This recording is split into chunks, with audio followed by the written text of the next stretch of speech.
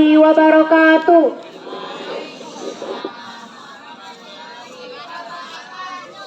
Selamat pagi semua, salam sejahtera untuk kita semua.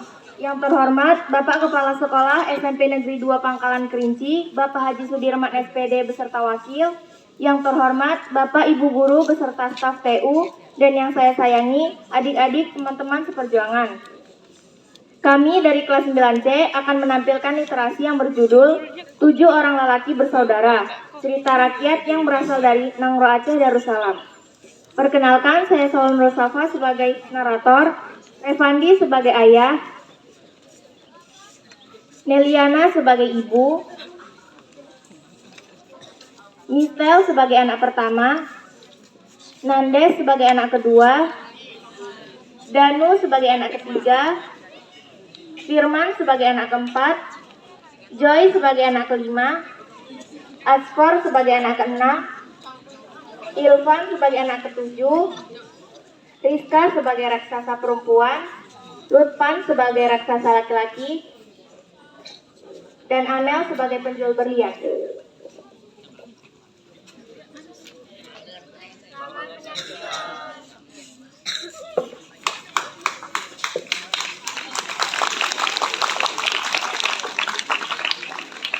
Alkisah. Di sebuah kampung di daerah Nangro Aceh Darussalam, ada sepasang suami istri yang mempunyai 7 orang anak laki-laki yang masih kecil. Anak yang paling tua berumur 10 tahun, sedangkan yang paling bungsu berumur 2 tahun. Untuk memenuhi kebutuhan hidup mereka, sepasang suami istri itu menanam sayur-sayuran untuk dimakan sehari-hari dan sisanya dijual ke pasar. Meskipun serba pas-pasan, kehidupan mereka senantiasa rukun, damai, dan tentram. Pada suatu waktu, kampung mereka dilanda musim kemarau yang berkepanjangan. Semua tumbuhan mati karena kekeringan. Penduduk kampung pun mulai kekurangan makanan. Persediaan makanan mereka semakin hari semakin menipis. Sementara musim kemarau tak kunjung usai. Akhirnya, seluruh penduduk kampung menderita kelaparan, termasuk keluarga sepasang suami istri itu bersama 7 orang anaknya.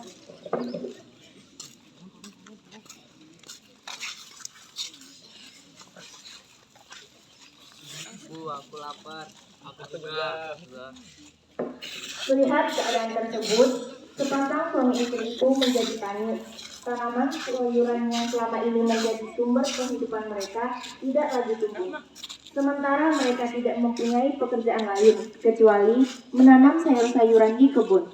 Mereka sudah berpikir keras mencari cara keluar dari kesulitan tersebut, namun tidak menemukan jawabannya. Akhirnya, mereka bersepakat hendak membuang ke-7 anak mereka ke sebuah hutan yang letaknya jauh dari perkampungan. Pada suatu malam, saat ke-7 anaknya sedang tertidur pulas, keduanya bermusyawarah untuk mencari cara membuang ke-7 anak mereka. Pak, bagaimana caranya agar tidak ketahuan anak-anak? Besok pagi anak-anak akan kita bawa ke hutan yang cukup jauh untuk mencari kayu bakar. Pada saat mereka beristirahat, kita akan berpura-pura mencari air minum di sungai. Baik, Pak. Tanpa mereka sadari, rupanya anak ketiga mereka yang pada waktu itu belum tertidur mendengar semua pembicaraan mereka. Keesokan harinya, sepasang suami istri itu mengajak ke-7 putranya ke hutan untuk mencari kayu bakar. Anak-anak, ayo kita mencari hutan yang cukup luas dan banyak pohonnya, supaya kita bisa mendapatkan lebih banyak kayu bakar.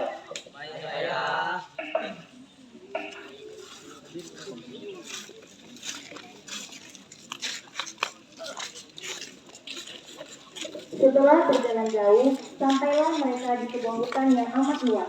Alangkah gembiranya mereka karena di hutan itu terdapat banyak kayu bakar. Mereka pun segera mengumpulkan kayu bakar yang banyak berserakan. Ketika hari menjelang siang, sang ibu pun mengajak ke-7 anaknya untuk beristirahat melepas lelah setelah hampir setengah hari tersebut.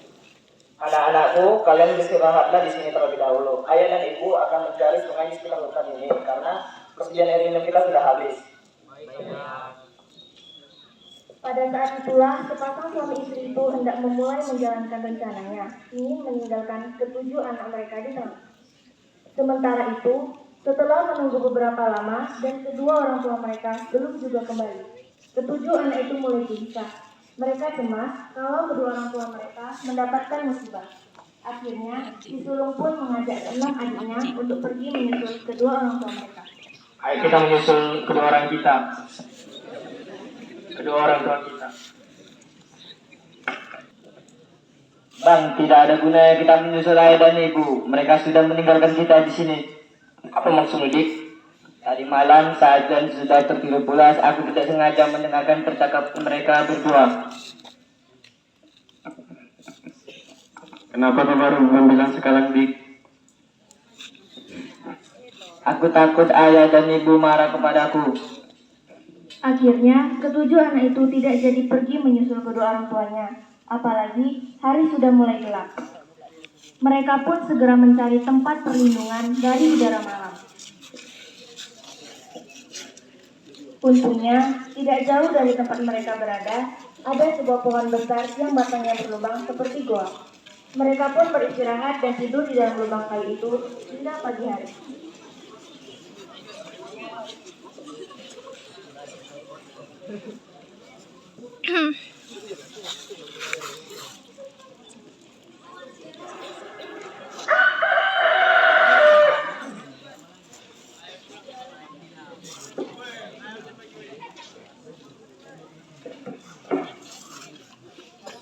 Bang, apa yang harus kita lakukan sekarang?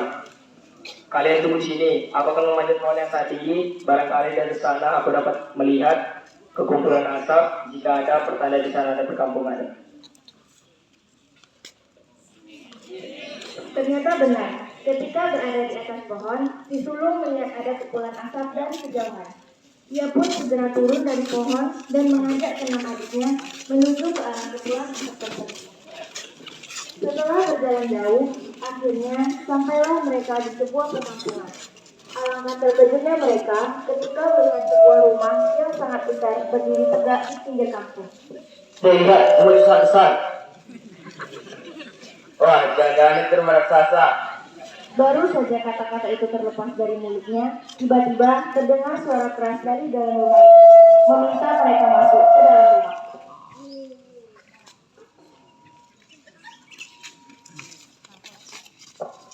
Beberapa saat kemudian, penghuni rumah itu pun keluar. Rupanya, dia adalah raksasa laki perempuan. Hai anak manusia, siapa kalian? Kami tersesat pada raksasa. Orang tua kami meninggalkan kami ke hutan. Mendengar keterangan itu, tiba-tiba si raksasa perempuan merasa iba kepada mereka. Ia pun segera mengajak mereka masuk ke dalam rumahnya, lalu menghidangkan makanan dan minuman kepada mereka. Oleh karena sudah kelaparan, ketujuh anak itu memakan makanan tersebut dengan lahapnya.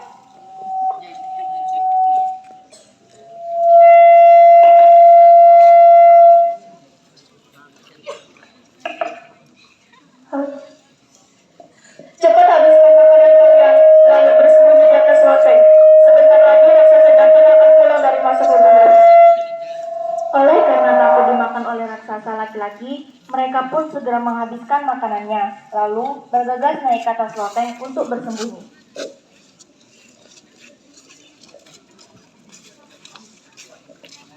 Tidak lama kemudian, raksasa laki-laki pun pulang dari berburu. Ketika membuka pintu rumahnya, tiba-tiba ia mencium bau makanan enak. Wah, sedapnya. Saya mencium bau yang lezat. Di mana kau menyimpannya? Aku menyimpan mereka di atas loteng, tetapi mereka masih kecil. Tunggulah sampai agak besar baru enak dimakan. Si raksasa pun menuruti perkataan istrinya. Selamatlah ketujuh anak itu dari ancaman raksasa laki-laki. Keesokan harinya, ketika si raksasa laki-laki kembali berburu binatang ke hutan, si raksasa perempuan pun segera menyuruh ketujuh anak lelaki itu pergi.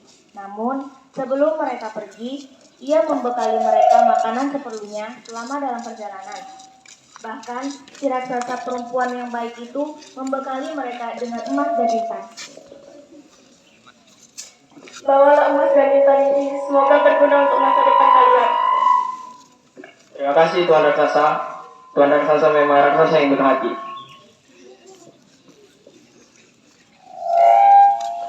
Setelah berjalan jauh menyusuri hutan lebat, menaiki dan menuruni gunung.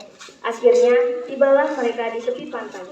Mereka pun segera membuat perahu kecil lalu berlayar mengarungi lautan luas.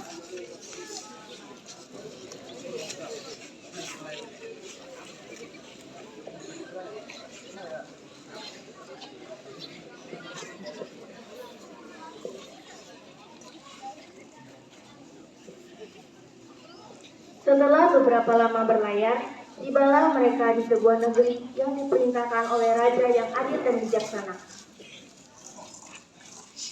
Di negeri itu, mereka menjual semua emas dan intan pemberian raksasa kepada seorang saudagar kaya. Hasil penjualan tersebut mereka gunakan untuk membeli tanah perkebunan, masing-masing mendapatkan tanah perkebunan yang cukup luas.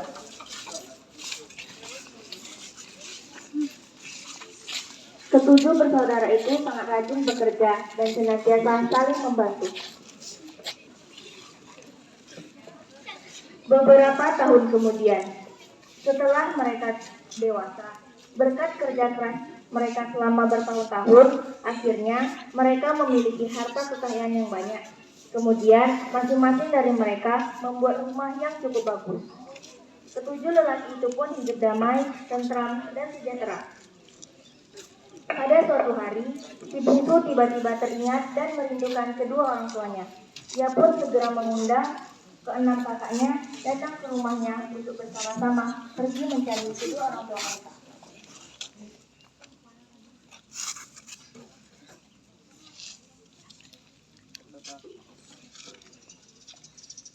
Bang, ayo bang semaku.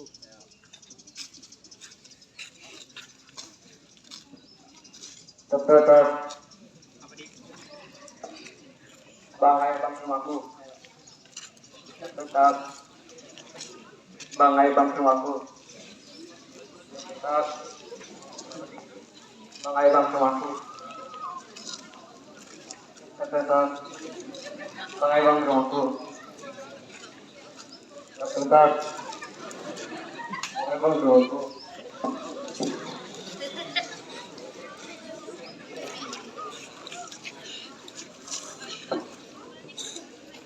Maafkan aku kak semua. Aku mengundang sini karena ingin mengajak dan seperti mencari ayah dan ibu. Aku sangat merindukan mereka dan aku yakin mereka masih hidup.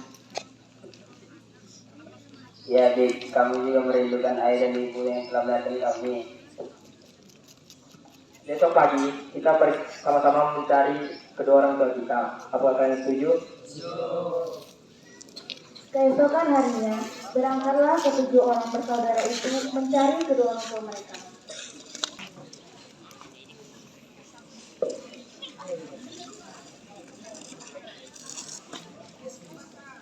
Setelah berlayar mengarungi lautan luas, tibalah mereka di sebuah pulau. Di pulau itu, mereka berjalan dari satu kampung ke kampung lainnya. Sudah puluhan kampung mereka datangi, namun belum juga menemukannya. Hingga pada suatu hari, mereka pun menemukan kedua orang tua mereka di sebuah kampung dalam keadaan menderita. Ketujuh orang bersaudara itu sangat sedih melihat kondisi kedua orang tua mereka. Akhirnya, mereka membawa orang tua mereka ke tempat tinggal mereka untuk hidup dan tinggal bersama di rumah yang bagus. Ayo ayah, ibu, tinggal bersama kami dan hiduplah bersama kami. Baik, nak.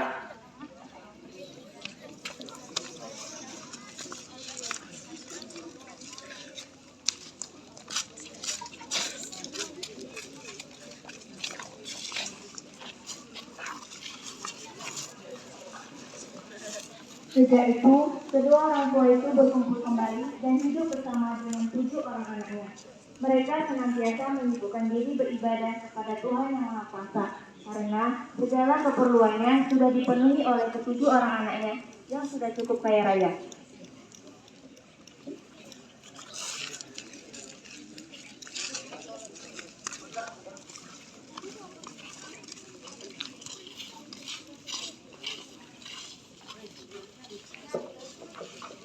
Demikianlah literasi yang dapat kami tampilkan. Lebih dan kurangnya mohon maaf.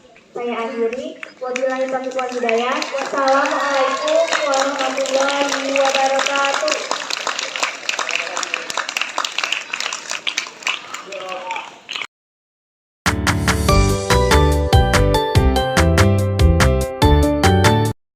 Assalamualaikum warahmatullahi wabarakatuh.